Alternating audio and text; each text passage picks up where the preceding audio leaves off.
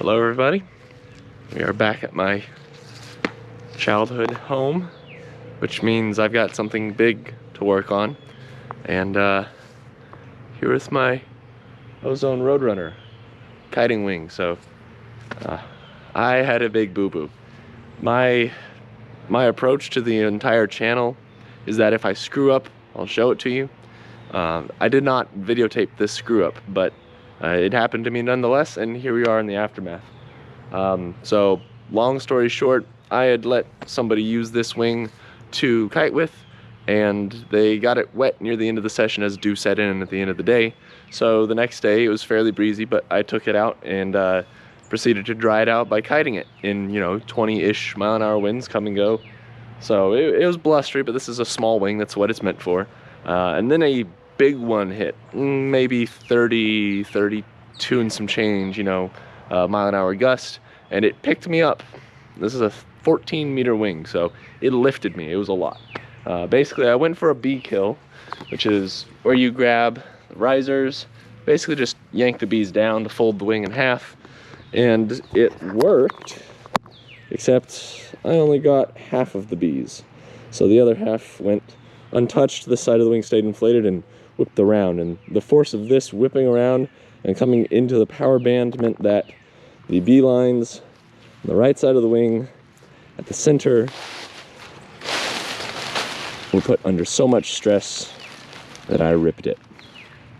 Now this is an interesting rip for me. It's right at the stitch, so you can see the original sewing there. This is disconnected from this, so right at the seam on the fabric. I shopped around, and the repair was basically going to be $200 at the cheapest. Might have totaled the wing at the most expensive. So before I commit to a $200 repair, I thought I'd give it a shot myself. Now, I know that sounds bad, but let's keep in mind this is a kiting wing. This thing's never going to fly. It's never going to hold somebody in the sky. So a repair like this on something that's never going to leave the ground under any circumstances except a huge gust like that again, in which case it might tear and you're still on the ground, I'm fine with if it saves me several $100s. As for experience, I've actually been sewing a lot my life. I built a few remote controlled hot air balloons in my early high school time, which I think was kind of weird, but looking back on it now, it was an awful lot of sewing and quite a bit of plumbing on the burner side. So when it comes to sewing machine, I know my way around one, and I've got some fabric patch material. We're going to cut to size, basically sandwich this rip, and then stitch right back down the seam, and hopefully we'll make it better. So the channel's all about things that I do that are about flying. I did this, and this is definitely related to flying, so you get to see it. If it's good content, I don't know, let me know down in the comments, and we'll get started.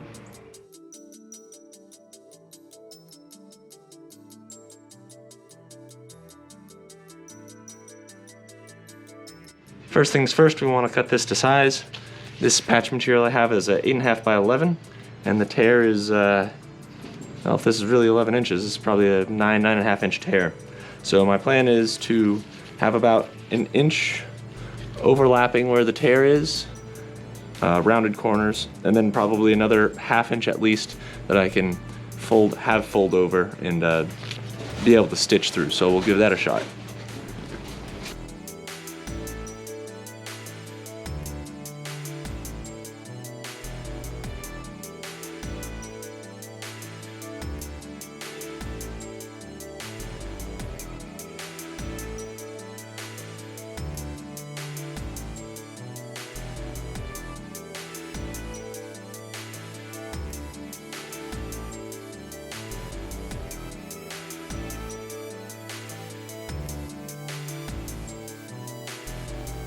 And now we're going to lightly singe the edges here.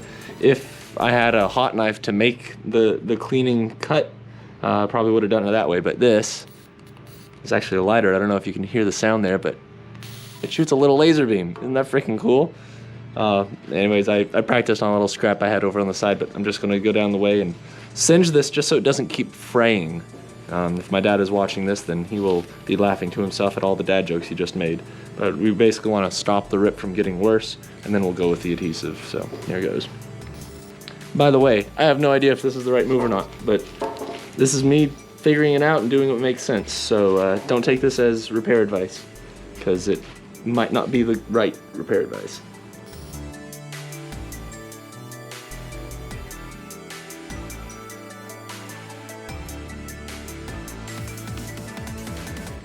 Alright, that lets me work a little better now that I don't have to worry about making it really any worse. It's a good point in time to take a look at the inside of what I think is every ozone wing. Excuse me, I'm just getting over a cold here. But their tie-in points are basically led to a V-shaped stitching point, which is adhesive reinforced to the inner ribbed fabric.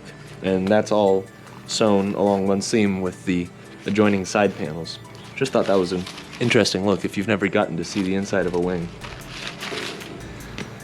Alright, adhesive time. So just a really quick rundown here of my patching technique or thought process. I've got this patch with 2 semicircle corners cut out. Basically it's going to slide in here, stick to the outside of the fabric, across the seam up in front of and below where the stitch broke to help keep it from pulling any further. And then I'm going to do another piece from the inside sticking onto this, and then both of the sticky sides that overlap in here stuck together, that becomes where the stitch goes through, and then restitch it. So here goes nothing on the tear.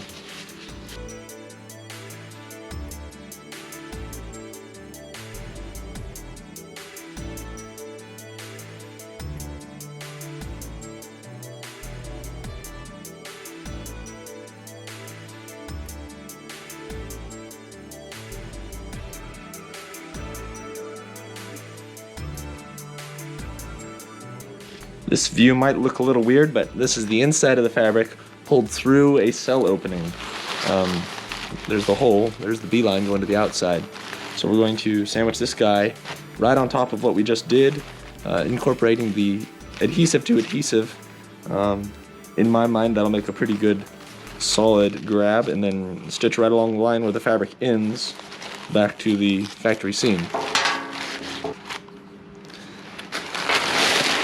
Alright, well, flaw in my thought process.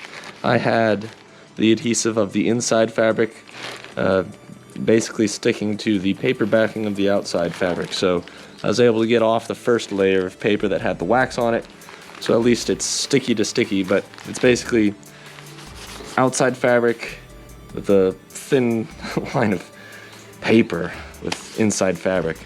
So, it's all sticking together, and I'm going to sew through all the layers. I don't think it's going to compromise the repair, but it certainly doesn't look good, and it makes this section a little stiffer. Live and learn.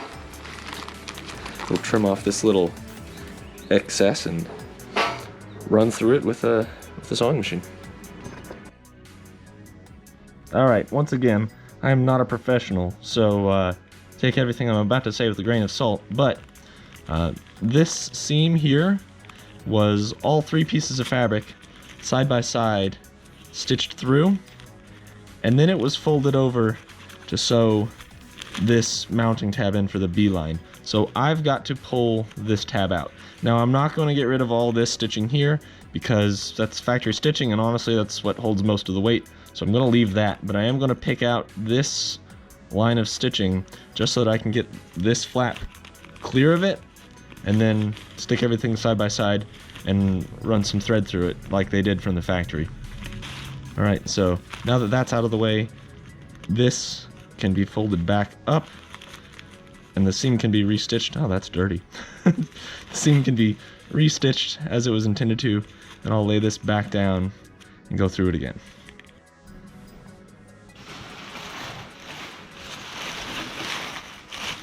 Okay, after a lot of adjustment on a super thick thread going through a super thin fabric, I think I finally got it set.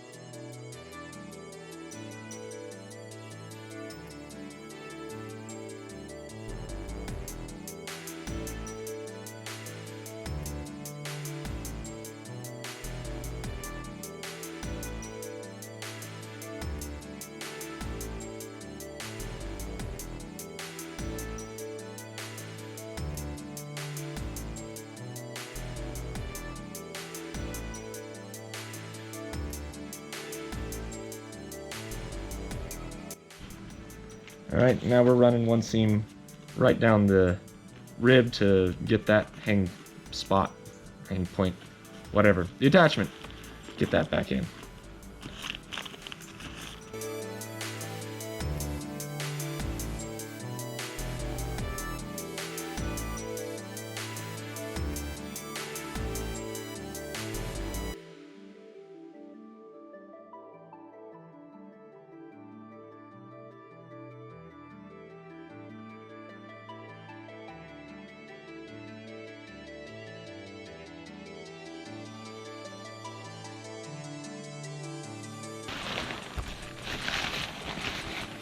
Alright, well, there you go. The rip started here.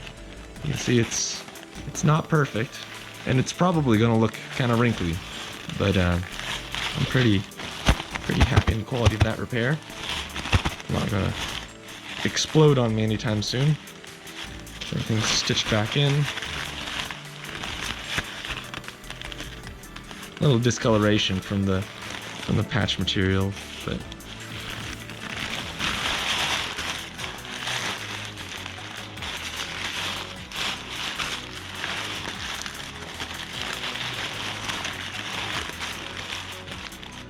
yeah, it's not the best stitching in the world.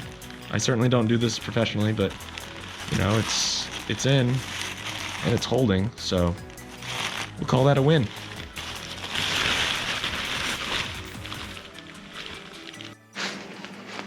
All right, so there's the repair. Don't know if you can see it. 9.5 inches patched up with the rope still attached.